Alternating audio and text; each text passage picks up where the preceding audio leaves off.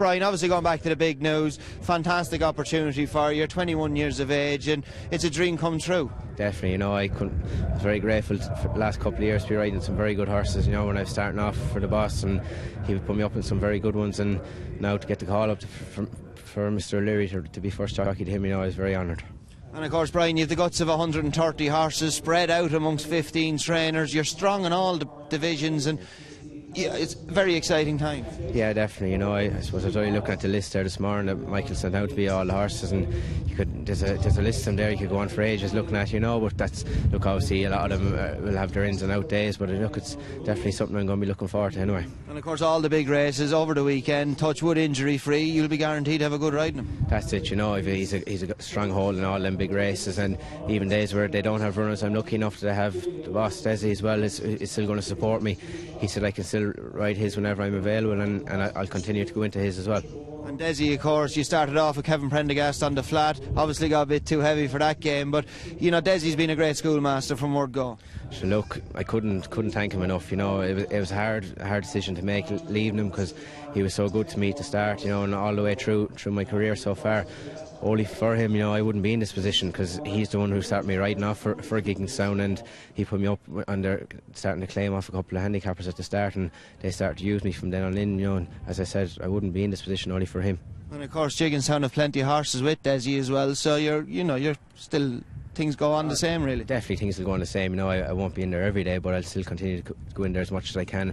Obviously I'll have to go around to the other trainers and sit in their horses as well, but look, we'll work it day by day, and just, as I said, I'm very grateful to have this opportunity. It's a great inroad to some of the other trainers, the likes of Willie Mullins, Gordon, Philip Fenton, and you know, Paul Nunn's, trainers that you wouldn't have ridden for much before until getting the job. No, you know, you get the odd spare here and there for the likes of Paul Nolan and Gordon, but you know, to be riding for the likes of Willie and Gordon and riding fancied horses for them every day, you know, it's what you dream of, really.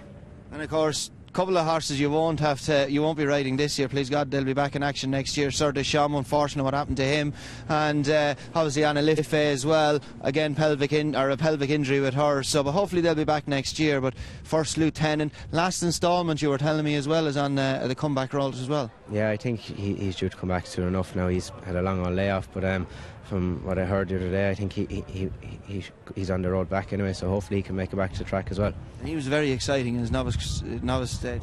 He was, you know. I suppose he's one they kind of have forgotten about, really, but he was very impressive as a novice, and you know, if he makes it back to the track, he'll definitely be one to look forward to.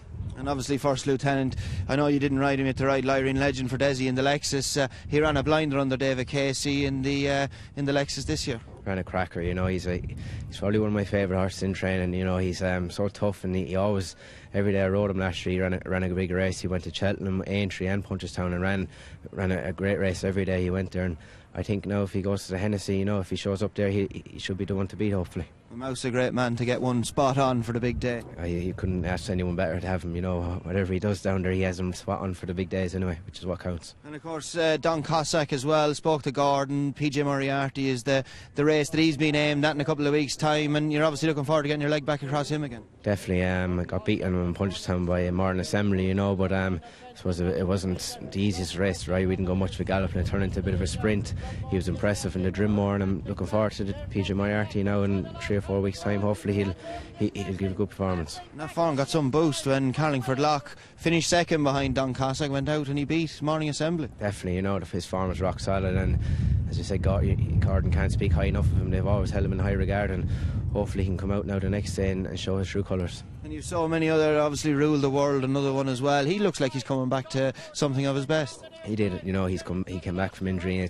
Obviously it took him a run or two to come back to himself, but he lost it in defeat behind Zipor the last day, and I think Mouse said he might be going to Goran there for a hurdle race there, so he's another one to look forward to as well. Mazel tov as well. He didn't run yesterday. You weren't due to ride him yesterday because today is officially your first day in the job, but he was impressive, and the farm got a good boost yesterday with Tim Diles winning the race when he taken out. Definitely, you know, he was an exciting novice. He beat Don Cossack in Punchestown one day, and they thought an awful lot of him, so he couldn't have done any more impressive in Fairyhouse, and he looks to be a nice prospect for novice chases as well. An exciting part of the Gigginstown team as well is the young horses coming along. Obviously Eddie buys a lot of stores every year, find good looking horses with good pedigrees, and you know, they start off in the Pine of Pine route, so there's always a line of talent coming along. Definitely, you know, that's what they're known for, is buying their good stores and bringing them along through the point-to-point ranks, and you know, and I suppose they're the ones you'll be looking forward to next year for the novice hurdles, and hopefully there's a couple of them will come out of the point-to-point route this year as well, so I'll have to be keeping a close eye on that as well on my Sundays as well.